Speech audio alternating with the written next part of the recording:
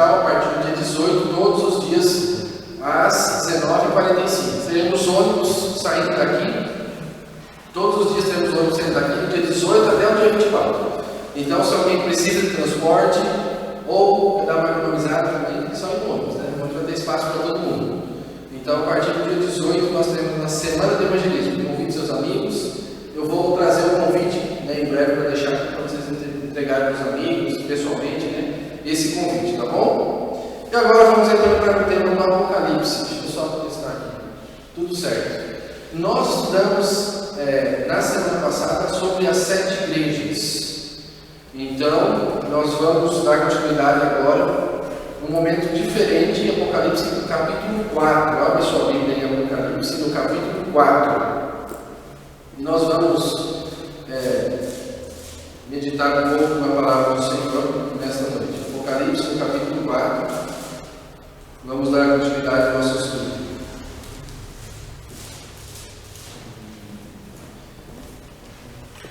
Então, Apocalipse capítulo 4 é uma visão do trono de Deus. Olha que interessante, a gente assim muda totalmente, né, o panorama que a gente vinha falando das cartas, das igrejas. Então agora, realmente João, que é quem escreveu o Apocalipse, ele é convidado, podemos dizer assim, ele é convidado por Deus para realmente chegar-se até o trono de Deus, para que ele pudesse ter um vislumbre de como isso funciona. É como se estivesse dando uma pausa, né? E João realmente adentrando ali o trono de Deus, entendendo um pouco da realidade de onde Deus habita. Então, abra sua Bíblia no Apocalipse capítulo 4, já abriu, né? Quando a gente fala de trono, vem à nossa mente isso aqui, né? Rei, soberania, monarquia, governo, alguma coisa semelhante a isso. E quando a gente fala do trono de Deus, não é diferente. Então, da mesma maneira, a gente vai chegar até o trono de Deus, que é o Rei soberano de todo o universo. E a gente vai ver o que Deus quer mostrar, na verdade, para João aqui, através disso. Quando nós olhamos para o universo hoje, no mundo, parece, e essa é a razão de muitos, ou a justificativa de muitos não crerem em Deus, parece que está algo solto assim, né? A deriva. Parece que Deus não está agindo. Alguns dizem isso, né? Se Deus existe, por que tem o mal? Por que tantas pessoas sofrem? Por que Deus deixa talvez um estuprador ir lá e fazer mal a uma criancinha, um bebê, sei lá do que for? Por que essas coisas acontecem se Deus existe? E tem uma teoria também que diz da seguinte forma, que Deus realmente criou o mundo, mas que, igual um relógio, Deus deu corda e largou. Criou e agora vai do jeito que deve. Alguns creem dessa forma, mas nós sabemos que não é. Mas quando nós olhamos para os desastres, para o sofrimento, para as dores que existem hoje em dia, isso chega a passar por nossa mente. Olha, quando olhamos para a Primeira Guerra Mundial, cerca de 19 milhões de pessoas morreram. Muita gente, né? E a gente olha, onde Deus estava nesse momento? Quando olhamos para a Segunda Guerra Mundial, cerca de 83 milhões de pessoas morreram. É muita gente. Então, vem esses pensamentos. Na Indonésia, em 2004, é uma das maiores catástrofes dos últimos tempos agora, 226 mortes por causa do tsunami que houve ali. Veja só. Entre outros, né? Será que tem realmente alguém no controle quando olhamos para as pessoas sofrendo, né? Como essa cena, por exemplo? Será que alguém está controlando ou será que Deus está colocando a sua mão em todo o universo? Então, assim, essas são perguntas que às vezes vêm à mente, né? A gente fica pensando ou pode causar até dúvida, mas a gente vai entender o porquê, brevemente aqui, de todas essas coisas. E quando a gente fala da visão, você pode estar pensando, mas está falando da visão do trono de Deus, por que está falando isso? Porque para a gente entender o trono de Deus, a gente precisa voltar alguns passos um pouquinho. E a gente vai falar um pouquinho sobre a origem do mal e depois aprofundarmos mais na visão do trono de Deus. Ou seres humanos como esse, né? Quando o ser humano tenta sozinho querer mudar e resolver a dificuldade ou o problema do ser humano, que é o pecado, que é a dor, o sofrimento causado pelo pecado, quando ele tenta resolver sozinho, o que acontece? Acaba em desgraça. Assim como aconteceu com esse ser humano aí que tentou resolver tudo sozinho. Vamos para o Apocalipse capítulo 4, verso 1. E aqui diz: Depois dessas coisas, olhei e eis, não somente uma porta aberta no céu, como também a primeira voz que ouvi, como de trombeta ao falar comigo, dizendo: sobe para aqui, e te mostrarei o que deve acontecer depois destas coisas. Então, Deus já havia mostrado para João algumas coisas, a gente acabou de ler, acabou de estudar nas últimas semanas em relação às igrejas e tudo. E como eu disse, há uma pausa. E essa porta que se abre, ela representa verdadeiramente um convite para João, para que João se achegasse até o trono de Deus. Então ele diz: sobe por aqui e te mostrarei o que deve acontecer depois dessas coisas. Que coisas são essas? Depois do que a gente falou de morte, dor, sofrimento. O que vai acontecer depois? E o que vai ser mostrado aqui realmente nesse capítulo 4, falando sobre o trono de Deus. Como a gente falou no convite divino, vamos ler o verso 2 e o verso 3. Imediatamente eu me achei em espírito, e eis armado no céu um trono, e no trono alguém sentado. E esse que se acha sentado é semelhante no aspecto à pedra de jaspe, de sardônio, e ao redor do trono há um arco-íris, semelhante no aspecto à esmeralda. Olha que interessante, né? Quando a gente começa a falar disso, essa visão do trono remete ao quê? Ao santuário. E quando a gente fala do Apocalipse, a gente sempre diz assim: para interpretar o Apocalipse precisamos de Daniel, não é verdade? Em alguns aspectos, sim, Daniel está muito ligado ao Apocalipse, mas todo o Antigo Testamento. Se a gente pegar o livro de Isaías, Jeremias, Ezequiel, eles estão muito, o Apocalipse está muito ligado a esses livros, não só eles, a todo o Antigo Testamento. Então, se a gente quer entender o Apocalipse, a gente precisa entender o resto do Antigo Testamento, que é a chave para a gente poder desvendar aqui. A maioria dos símbolos que estão no Apocalipse hoje são símbolos ali tirados do Antigo Testamento. A gente vai ver isso no decorrer do estudo dessa noite. Então, quando a gente vai ali dentro do santuário, do lugar santo, o local santíssimo, havia a Arca da Aliança. E da Arca da Aliança ali saía o quê? A Shekinah, né? Que é a glória de Deus mesmo. Então, isso como se representasse o trono de Deus. Lembre-se que quando Deus pediu para Moisés construir o santuário, ele falou: eu farei o santuário para que eu possa habitar no meio de vós. Né? Isso que ele diz em Êxodo capítulo 25, verso 8. Então, assim, o santuário é um local de habitação de Deus. Então, quando a gente fala de trono de Deus, remete a nossa visão que é o santuário. Ou seja, o local onde Deus habita. E nós sabemos que esse santuário que existia terrestre, na verdade era uma cópia do santuário celestial. Apenas uma sombra daquilo que existia verdadeiramente. Então, o que nos dá a entender que João foi convidado por Deus para realmente estar ali dentro do santuário, no trono de Deus, na morada de Deus. E ele vai descrevendo tudo que se passa por aqui. Olha que interessante o que diz Isaías. No ano da morte do rei Uzias, eu vi o Senhor assentado sobre um alto e sublime trono, e as abas de suas vestes enchiam o templo. Serafins estavam por cima dele, cada um tinha 6 asas, com 2 cobriu o rosto, com 2 cobriu seus pés, e com 2 voavam, e clamavam uns para os outros, dizendo: Santo, Santo, Santo é o Senhor dos exércitos, toda a terra está cheia da sua glória. Ou seja, lembra-se que acharam no Antigo Testamento? Isaías também havia tido uma visão do quê? Do trono de Deus. Foi isso que ele viu aqui. No mesmo lugar em que João foi chamado para estar, Isaías também já tinha tido essa visão. Então, quando a gente diz aqui que foi chamado para estar, não é fisicamente. João não esteve ali fisicamente, mas teve visão. Né? Deus abriu e revelou para ele a questão do seu trono, assim como já havia revelado também a Isaías. Olha Daniel, capítulo 7, verso 9 e 10. Continuei olhando até que foram postos os tronos, e o ancião de dia se assentou. Sua veste era branca como a neve, os cabelos da cabeça como a pura lã. O seu trono eram chamas de fogo, e suas rodas eram fogo ardente. Um rio de fogo manava e saía de diante dele. Milhares e milhares o serviam, e miríades estavam diante dele. Assentou-se o tribunal e se abriram os livros. O mesmo lugar, o trono de Deus, só que agora uma visão de julgamento. só lembrando, irmãos, que essa visão que é relatada tanto por Daniel, quanto por Isaías, quanto por João, eles descrevem como eles enxergaram, mas é uma escrita humana, é aquilo que eles viram. Então pode ser que há uma diferença na descrição de Daniel, né, para de Isaías, que já está diferente do que Isaías disse. Não significa que é um local diferente, mas é que a mesma coisa, quando nós vemos uma coisa e relatamos, outra pessoa vê e relata. Talvez um preste atenção mais no detalhe, outro em outro, né? Ou Deus revelou detalhes diferentes também do seu trono para cada um. Então isso não quer dizer ser uma coisa diferente. Mesma coisa do Evangelho, temos 4 Evangelhos, né? E tem detalhes diferentes em algumas histórias que estão em um, não estão em outros, por causa da perspectiva que cada um escreveu.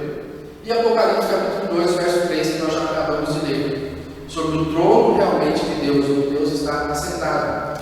E olha que interessante, aqui onde a gente leu, aqui diz assim, no verso,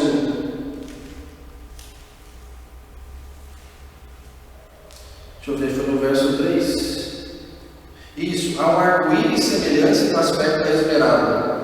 Diz aí que, na verdade, no trono de Deus há um arco-íris. O que remete ao arco-íris? Aqui cena do Gênesis ali, onde Deus faz uma aliança com todo o povo, com toda a humanidade, de que o mundo não seria mais destruído por quê? Por água. Né? De maneira alguma. Deus faria juízo sobre o povo, sobre a raça humana, com água. Então, nesse momento, é na verdade, uma alusão que é feita à aliança que Deus fez com o ser humano. Quando já fala que no trono de Deus também havia um arco-íris. E hoje nós vemos o arco-íris, mas ninguém consegue tocar. Por que ninguém toca o arco-íris? O arco-íris, na verdade, não dá para você chegar nele, né? Ele é apenas uma ilusão de ótica, de cores, né? Da luz, do sol, com a água. E isso forma arco-íris, mas é um ser deixado por Deus. A aliança que Deus fez com o ser humano que não destruiria mais o mundo por água. Então, assim, Deus já relembrando dentro do seu trono que também ele já havia feito uma aliança no Gênesis.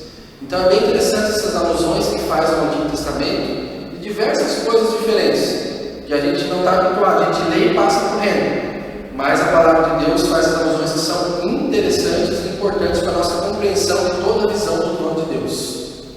E as normas do juízo de Deus, justiça e misericórdia são a base do seu trono. Tudo que a gente viu em Daniel, isso também em Salmo, né? Mas Daniel ele tem uma visão que a gente leu agora no texto passado, falando sobre os juízos de Deus diretamente.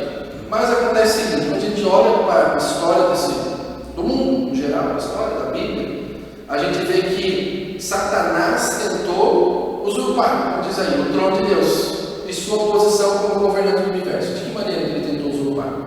Aí o profeta Isaías e também Ezequiel, Isaías capítulo 14, Ezequiel capítulo 28, descrevem bem como isso aconteceu.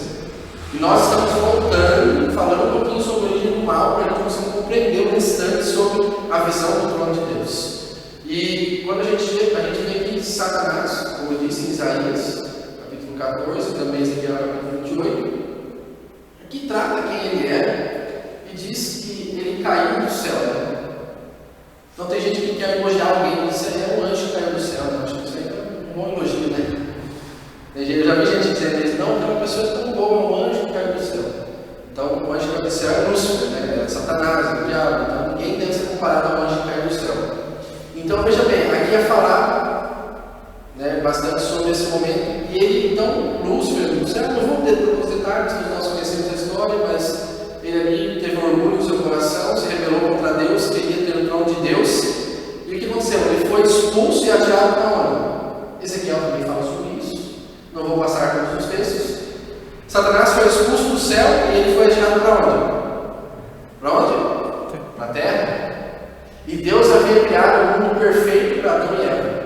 E quem que Deus colocou para governar ou para dominar ali? Quem? O homem, o ser humano. Né? Adão e Eva, os dois. Eles ali dominariam, né, sobre os animais e também deu a ordem para que crescesse e se multiplicasse.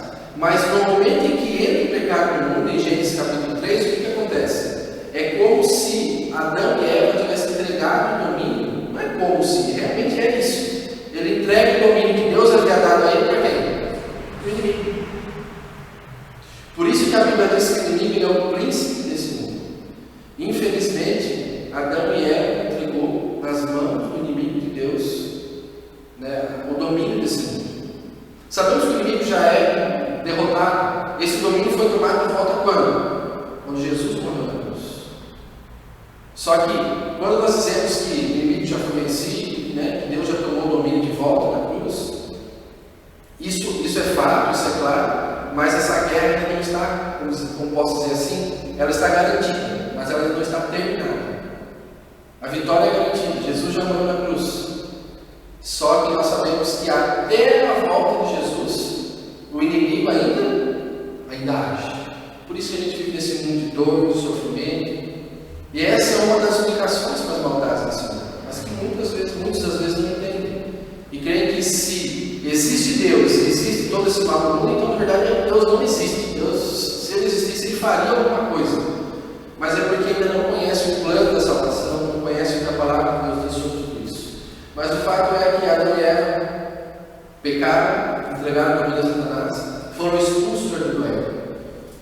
E olha, como a gente já mencionou, João capítulo 12, verso 31. Chegou a hora de ser julgado esse mundo. Agora será expulso o príncipe desse mundo. E aqui, Apocalipse 2, falando sobre o trono de Satanás. Conheço o lugar em que habitas. Uma das cartas das igrejas. Onde está o trono de Satanás, que conservas o meu nome, e não negaste a minha fé. Anda nos dias.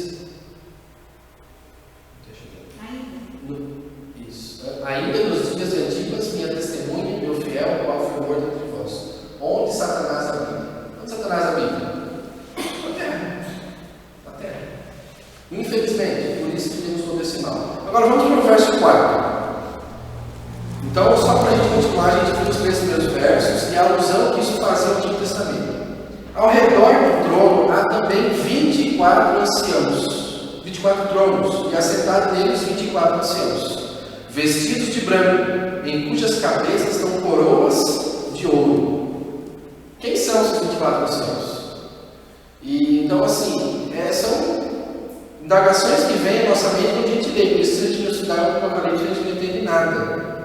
24 anciãos assentados, né, vestidos de branco, e as cabeças têm coroa. Quando a Bíblia fala de coroa, ela remete coroa à vitória. Então só recebe coroa quem é vitorioso. Não diz que um dia a gente receberá a nossa coroa, mas então a Bíblia remete coroa à vitória. Esses 24 anciãos que estão ali são pessoas vitoriosas. Mas quem exatamente são esses 24 anciãos? Olha, são mencionados 12 vezes no Apocalipse. Estão sentados em tronos, estão vestidos de branco, coroas na cabeça. E são assistentes e sacerdotes de Cristo. Ou seja, estão ali para servir a Cristo. Mas quem são realmente? Aí vem uma possível resposta para isso. Apocalipse 3, 21. Ao vencedor darei sentar-se comigo no meu trono, assim como também eu venci e me sentei com meu Pai no seu trono. Esse texto de Apocalipse 3, 21 nos dá a entender o seguinte, que os 24 anciãos, eles têm coroa, não tem? Então são vencedores. E se eles são vencedores, eles passaram por algum momento como nós, de luta contra o pecado. Por esse momento que nós estamos passando aqui hoje.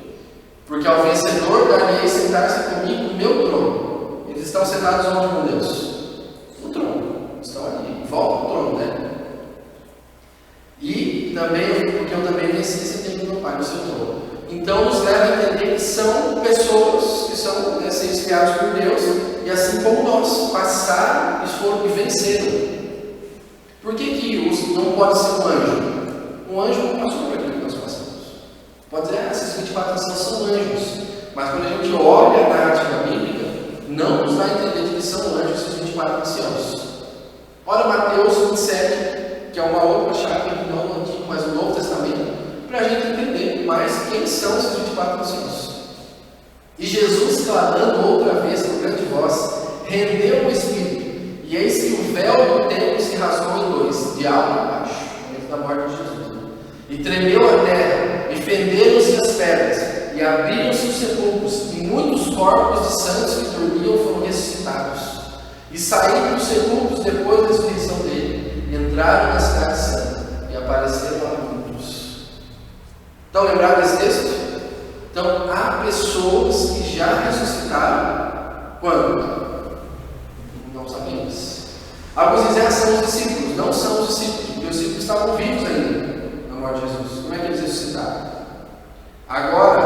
Bíblia nos dá certeza de pelo menos 3 pessoas que já estão no céu: Moisés, Enoque e Elias. Pode ser que Moisés, Enoque e Elias estejam entre os 24 anciãos? Pode ser que sim. Pode ser que sim. Mas nos dá a entender que também faz parte, essas pessoas que ressuscitaram aqui, fazem parte dos 24 anciãos. É a conclusão que nós chegamos, porque foram pessoas que passaram pela essa luta do pecado, foram vitoriosas, receberam coroas, e então assentaram no trono com Deus. Agora, talvez Abraão, não sei, Daniel, não sei, a gente não sabe. A gente sabe que, como eu falei, Moisés, Elias e Enoque, nós temos certeza do que a Bíblia menciona, o resto não sabemos. Mas nos dá a entender de que esses são, então, os 24 anciãos, são seres, pessoas que assistem a Deus, quer dizer, que servem a Deus ali, o seu próprio trono. Deve ser algo extraordinário, né? Imagina que qualquer um de nós tivesse o privilégio de poder assistir a Deus diante do seu trono. Mas são pessoas que enfrentaram esse mundo de pecado e venceram, e estão diante de Deus. Essa é a teoria. A gente sabe que praticamente quase todos os salvos estarão quando? Na segunda vinda de Jesus. Mas alguns já ressuscitaram nesse momento, e os outros 3 que nós já mencionamos. Efésios 4, verso 8. Por isso que foi dito: quando ele subiu em triunfo às alturas, levou cativo muitos prisioneiros e deu dons aos homens. Ou seja, quando subiu às alturas, levou alguns. Isso é bem claro para nós. Apocalipse 4, verso 5. Do trono saem relâmpagos, vozes e trovões, e diante do trono ardem 7 tochas de fogo, que são os 7 Espíritos de Deus. Agora, mais um simbolismo para a gente entender e desvendar e entender aqui nesse capítulo 4. O 7 remete o que na Bíblia? A perfeição. Isso mesmo, a perfeição. Então, estudando, chegamos à conclusão de que 7 Espíritos fazem uma alusão realmente ao Espírito Santo, mas a perfeição do Espírito Santo. Não são 7 realmente em números. Lembrando que o Apocalipse a gente não pode interpretar literal.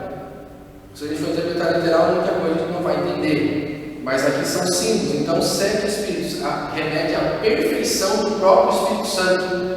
E isso é bem interessante. E no verso 6, diz o seguinte: há diante do trono um como que mar de vidro, semelhante ao cristal. E também no meio do trono e à volta do trono, 4 seres viventes, cheios de olhos por diante e por detrás. Quem são esses 4 seres viventes? Bem interessante. Olha aqui o que diz: o primeiro ser vivente é semelhante a leão, o segundo semelhante a novilho, o terceiro tem o rosto como de homem, e o quarto ser vivente é semelhante à águia quando está voando. Verso 7 e 8, vamos ler aqui. O primeiro ser vivente é semelhante a leão, o segundo semelhante a novilho, e o terceiro tem o rosto como de homem, e o quarto ser vivente é semelhante à águia quando está voando.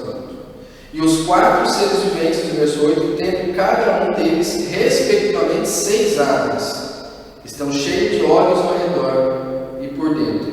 Não tem descanso nem de dia nem de noite, proclamando: Santo, Santo, Santo, é o Senhor Deus, o Todo-Poderoso, aquele que é e que há de vir. Quando nós lemos isso, parece estranho ver esses 4 seres viventes proclamando Santo, Santo, Santo. E nós vemos que no decorrer de toda a Bíblia, quando eles dizem Santo, Santo, Santo, é uma referência à Trindade, né? Pai, Filho e Espírito Santo. Por isso que repete 3 vezes: Santo, Santo, Santo. Agora, quem são esses 4 seres viventes? Mais uma vez nós voltamos ao Antigo Testamento para tentar descobrir quem são esses 4 seres viventes. Olha o que diz Ezequiel, a gente não vai ler tudo, mas vai ler esse resumo que tem aí. E eis que uma grande nuvem com fogo a revolver-se, no meio disto uma coisa como metal brilhante, que saía do meio do fogo. No meio dessa nuvem saía a semelhança de 4 seres viventes. Então Ezequiel também menciona esses 4 seres. A forma dos seus rostos era como de homem, e aí vem, né, rosto de leão, rosto de boi e também rosto de águia. Boi ou novilho, né? E rosto de águia. Então Ezequiel já menciona. E agora nós vamos voltar de novo ao santuário, ao povo ali. Lembra-se que eram 12 tribos, não eram 12 tribos de Israel? Né? Em relação aos 12 filhos de Jacó, se vendo que 2 não eram nome dos filhos deles. Mas assim, das 12 tribos, tínhamos 4 tribos que elas eram, vamos dizer assim, elas eram líderes, elas coordenavam 2 outras tribos. Por exemplo, a tribo de Judá, ela coordenava 2 outras, a de Efraim coordenava mais 2, a de Ruben mais 2 e a de Dan mais 2. E cada uma dessas tribos, para elas serem líderes, elas tinham um símbolo, um estandarte. A tribo de Judá tinha um leão, a tribo de Efraim, um boi, a tribo de Ruben, um homem, a tribo de Dan, uma águia. Daqui que vem a expressão leão da tribo de Judá. A gente costuma dizer que Jesus é o leão da tribo de Judá, não é isso? Por que o leão da tribo de Judá? Porque o leão é o símbolo da tribo de Judá. Por isso que usa essa expressão leão da tribo de Judá. E quando nós fazemos alusão a esses 4 seres viventes, há essa comparação que há no Antigo Testamento. Nós chegamos à conclusão de que esses 4 seres viventes, eles representam Jesus Cristo, a pessoa de Jesus, em diferentes momentos. E olha que interessante, essas 4 tribos, elas têm uma relação também com os evangelhos. No livro de Mateus, se você olhar, Jesus, por isso temos 4 evangelhos, cada um relata Jesus de uma forma. Jesus é relatado como rei. E aí nós vamos uma alusão aí dos animais. Então, olha Mateus 25, 34. Então dirá o rei aos que estiverem à sua direita: vinde, benditos do meu Pai, possuí por herança o reino que vos está preparado desde a fundação do mundo.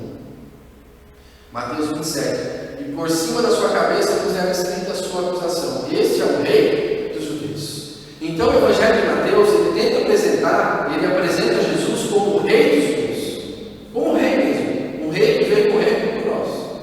Agora já Lucas é diferente, apresenta Jesus como um servo. Veja bem, e ele sentado chamou os 12 e lhes disse: se alguém quiser ser o primeiro, será o derradeiro de todos os servos de todos. E qualquer que vós quiser ser o primeiro, será servo de todos. Em Mateus, Jesus é apresentado como rei. Em Marcos, Jesus é apresentado como servo. E ele é todas essas coisas. Não é que ele tem que ser um, tem que ser outro. Ele pode ser rei e ser servo, assim como Jesus é rei e servo. Então, quando falamos dos 4 seres viventes, é uma alusão ao próprio Cristo. Por isso que diz aqui, no último verso 8 a gente leu, diz o seguinte: a parte final do verso: não tem descanso nem de dia nem de noite, proclamando: santo, santo é o Senhor Deus, o Todo-Poderoso, que é e que há de vir.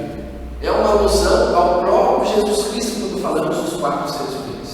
Por que a gente está vendo isso? De acordo com a Bíblia, com o que a Bíblia revela desses 4 seres viventes. Então, assim, a gente costuma dizer assim, que a chave para interpretar a Bíblia é a própria Bíblia. A gente não precisa sair além da Bíblia. A própria Bíblia, ela é a chave para poder interpretar alguns textos. E dessa maneira, lógico, esses estudos são estudos preparados, irmãos, que já vêm de muito tempo. O que a gente faz hoje é estudar, As primeiras pessoas que chegaram a essas conclusões, que realmente estudaram para valer. Por exemplo, a interpretação que nós temos hoje do Daniel capítulo 8, Daniel capítulo 7, um dos primeiros a estudar foi Isaac Newton, um cientista. Então, muito do que o Guilherme Miller estudou depois, ele já havia escrito bastante coisa.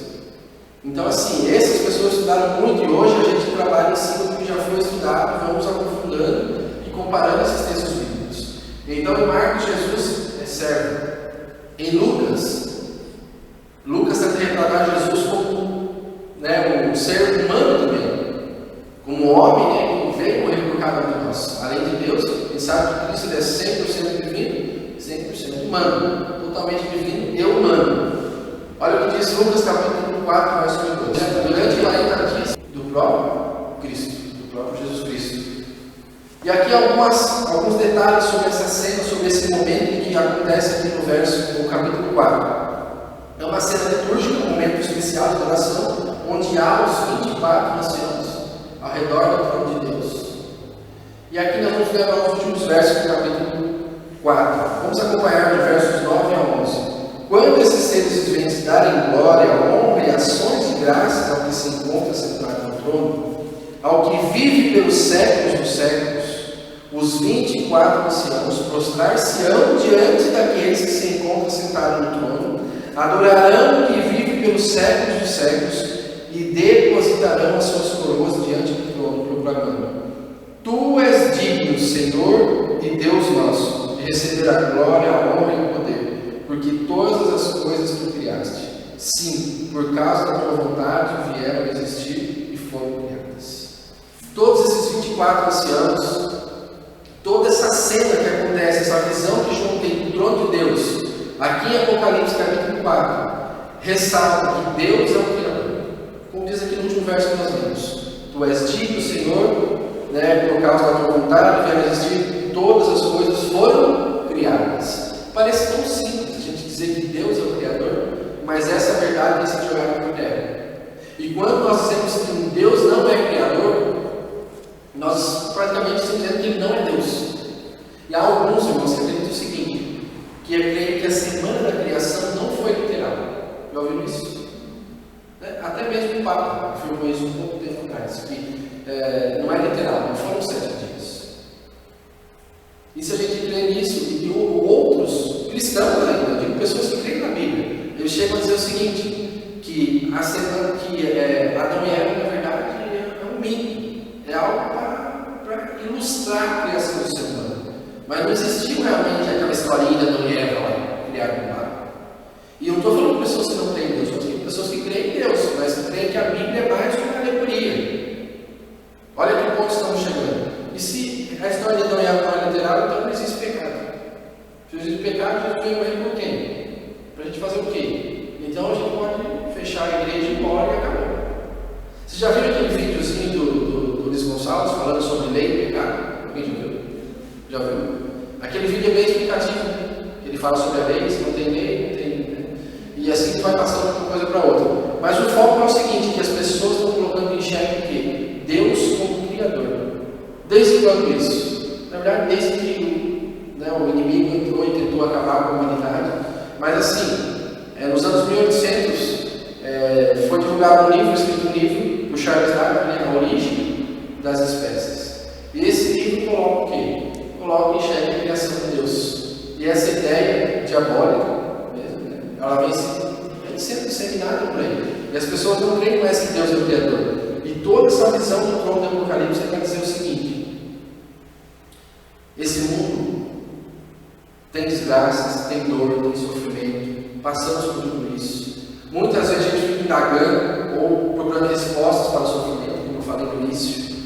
Mas o fato é, Deus é o Criador e Deus está no controle de tudo. Amém? Essa é a mensagem geral do Apocalipse 4. Quando a gente olha essa visão de um trono, ela remete o quê? É um rei, como a gente falou no início. E isso já mostrou aqui para nós, de que chegará um momento em que Deus assumirá completamente. Ele já é rei soberano no universo, mas no momento em que Satanás será destruído, e tudo acabará. Em que realmente Deus tomará de volta, que nós vamos poder viver eternamente ao lado de Jesus. E essa é a nossa esperança. Essa é a nossa esperança. Porque a gente sabe que os 2 primeiros capítulos da Bíblia, eles tratam de um lugar perfeito, da criação de Deus, de Noé, mas desde Gênesis 3 até Apocalipse, a gente vê a desgraça e, na verdade, a tentativa e o plano de Deus para resgatar o ser humano. E Apocalipse capítulo 4, essa visão do trono de Deus, retrata um momento de vitória. Uma vitória que não somente os 24 anciãos terão, ou tiveram, mas que todos nós vamos ter se continuarmos seguindo a Cristo. E é isso que alimenta a nossa esperança. Essa vitória, o Éden será restaurado. Todo o plano de Deus é um plano de recriação. Recriação. A gente pensa assim, mas a gente imagina o céu, um monte de anjos tocando harpas, e só aquilo. Isso aí não é o céu, Isso aí é uma visão deturpada. O que é o plano de Deus? O que vai ser o céu? Na verdade é restaurar. A gente sabe como viver 1000 anos no céu, depois vamos viver a eternidade aonde? Aqui nessa terra renovada. Então todo o plano de Deus é restaurar o Éden. É fazer com que o ser humano torne ao que ele era antes do pecado. Um lugar perfeito. Lógico que esse é o plano que Deus fez para restaurar toda a raça humana. Então nós teremos um Éden restaurado, vamos viver um novo céu e uma nova terra. Amém? Essa é a nossa esperança. Há um um Deus que governa acima de todas as forças humanas e conduz a história em direção ao final feliz. Amém? E é isso que o Apocalipse capítulo 4 quer mostrar para nós. Nós vivemos um mundo de dor, de sofrimento, de tragédias, de doenças, mas há um Deus, Rei e soberano no trono, que governa tudo. De que Deus não causa o mal. O mal existe hoje porque o ser humano escolheu. A gente sabe que o mal não está em todo o universo, está no planeta. Está aqui. Por quê? Porque o ser humano escolheu entregar o domínio ao inimigo. Mas nós sabemos que todo o plano de Deus está se encaminhando no final. E o momento então em que nós teremos o privilégio de chegar no céu e viver eternamente ao lado de Jesus. Esse momento está chegando. E será muito em breve. Então, assim, Apocalipse 4, a visão do trono diz o seguinte: tenham calma, meus filhos, tenham paciência, tenham fé, tenham perseverança. Aquele que perseverar até o fim, esse será salvo. Perseverem, tenham esperança, porque Deus está no seu trono, Deus está governando. E ali mais diz o seguinte: nenhuma folha sequer cai de uma árvore sem permissão divina. Então Deus não causa mal, mas o mal existe. Muitas vezes Deus permite que muitas coisas aconteçam. Muitas respostas também não temos agora. Mas o fato é, Deus está trabalhando para restaurar a cada um de nós, nos colocar no dia no Éden totalmente restaurado. E todos os momentos difíceis de dor e sofrimento acabarão. E Hebreus 4,16 tem um convite para nós. Acheguemos-nos, portanto, confiadamente junto ao trono da graça, a fim de recebermos misericórdia e acharmos graça para socorro em ocasião oportuna. Agora o nosso desafio, nós que já conhecemos essa esperança de um dia encontrar com Cristo, de um dia acabar essa dor e esse sofrimento, nós que temos essa esperança, nós temos que espalhar para as pessoas ao nosso redor. Não sei se vocês ficaram sabendo na semana passada de um pastor que perdeu seus filhos num acidente. Acho que a maioria ficou sabendo, né? Alguém não viu? Então, assim, um pastor lá de Roraima. Ele bateu o carro no sábado passado e estava ele, a esposa, um filho de 8 anos e um filho de 3 anos. Os dois meninos faleceram. E aí, no outro dia, 2 dias depois do velório, ele estava lá, foi de cabelo de roca, todo machucado ainda. E ele disse, até foi espalhado em alguns grupos aí, alguns áudios dele, ele disse: não, eu estou bem, eu estou tranquilo, porque eu tenho esperança, eu confio em Deus. Imagina alguém que não tem esperança no momento desse, desespera. Então a morte para nós ela é triste, ela é dolorida, mas ela não é um momento de desespero. Por quê? Porque tem a esperança. E agora, como eu disse, nós temos a oportunidade de espalhar essa esperança para as pessoas ao nosso redor. Quanto mais rápido nós espalharmos a esperança, mais rápido acabará com o sofrimento. Mais rápido nós vamos voltar, a gente vai poder viver pela eternidade ao lado de Jesus. Amém? Então que nós possamos viver essa esperança da visão do trono de Deus, que isso seja uma realidade para nós muito em breve, através da volta de Jesus, que nós possamos viver para sempre. E enquanto esse dia não chega, que a gente se achegue confiadamente ao trono da graça e recebamos misericórdia, amor, perdão e a paz que só vem de Deus. Amém? Que o Senhor conceda a cada um de nós uma semana abençoada e que possamos viver cada dia ao lado do Senhor.